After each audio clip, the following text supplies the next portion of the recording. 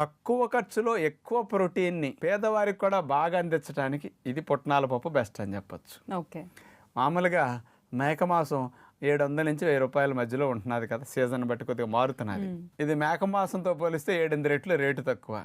కానీ మేక మాంసం కంటే ప్రోటీన్ ఎక్కువుంది. ఎక్కువుంది. అవును. అందుకని పేదవారికి తక్కువ ఖర్చులో ఎక్కువ ప్రోటీన్ ఇచ్చే బెస్ట్ పప్పు పుట్నాల పప్పు. అందుకని ఇది ఆ రూపంలో వాడుకోవచ్చు. అందుకని మనకి ఎక్కువ కండపుష్టికి దారుఢ్యానికి చక్కగా ఉపయోగించడం చాలా మంచిది.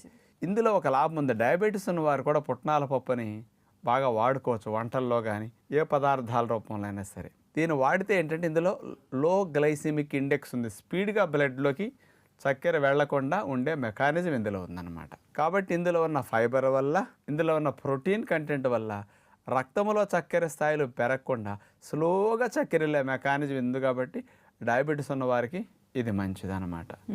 ఇందులో